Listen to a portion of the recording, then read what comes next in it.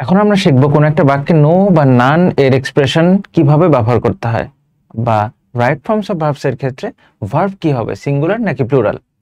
Naan of the counterfeit money have or has been found, মানে এই কাউন্টারফেইট মানে হচ্ছে মানে কি, নকল টাকা। এখন এখানে আমাদের খেয়াল রাখতে হবে নান অফ দ্য কাউন্টারফেইট মানি, এখানে আমাদের যেটা মাথায় রাখতে হবে সেটা এই যে কাউন্টারফেইট মানি যেটা আছে সেটা কিন্তু একটা নন কাউন্টেবল। এই যে কাউন্টারফেইট মানি বা মানি সেটা হচ্ছে নন কাউন্টেবল। এখন মনে হতে পারে আরে মানি তো আমরা গুনতে পারি, কিন্তু মানি আসলে ইংরেজিতে একটা নন কাউন্টেবল, এটা আমাদের মাথায় রাখতে হবে। মানে কি, মানি নন কাউন্টেবল। ওকে, আচ্ছা, তো এই নন কাউন্টেবলের পরে অবশ্যই অলওয়েজ কি হবে, অলওয়েজ সিঙ্গুলার ভার্ব হবে।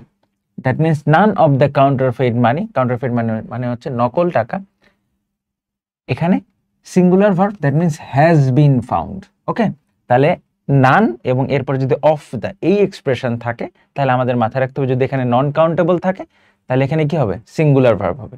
এরপরে পরের বাক্যে যদি আমি দেখি নান of the students, naan of the তো আমার আছেই, সাথে এখানে আমরা দেখব স্টুডেন্টস কি, অবশ্যই একটা প্লুরাল নাউন।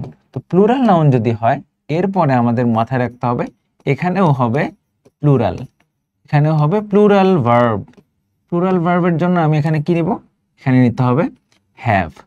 তাহলে নান of the students have finished the exam yet, কোনো স্টুডেন্টই এখনো তার এক্সাম শেষ করতে পারেনি। এরপর যদি আমরা দেখি নান দেখে ফেললাম, এরপর হচ্ছে নো এর ক্ষেত্রে ব্যাপারটা আরেকটু সহজ। নো এর পরে এক্সাম্পলস দুই রকমই কিন্তু বসতে পারে। এখন খেয়াল রাখতে হবে নো এর পরে যদি কোনো সিঙ্গুলার ভার্ব বসে বা নন কাউন্টেবল কিছু বসে তাইলে এর পরে যে ভার্বটা হবে সেটা অবশ্যই কি হবে, সেটা অবশ্যই একটা সিঙ্গুলার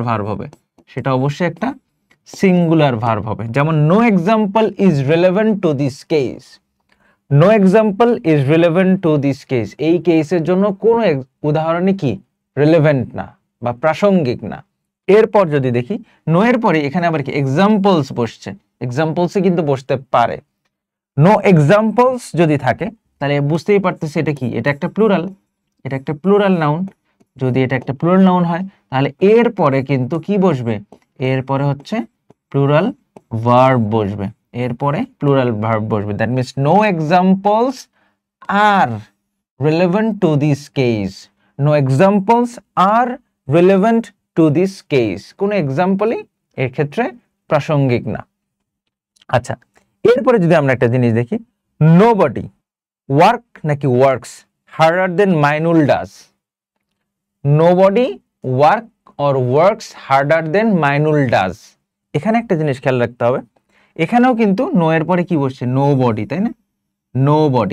নোবডি যখন থাকবে তখন কিন্তু সেটা কি আমাদের এইটার মতোই হবে, নো প্লাস কি সিঙ্গুলার ভার্ব, তাই না? তাহলে নোবডি আলটিমেটলি কি হবে, nobody works harder then Mainul does, কেউই মাইনুলের মতো হার্ড ওয়ার্ক করে না।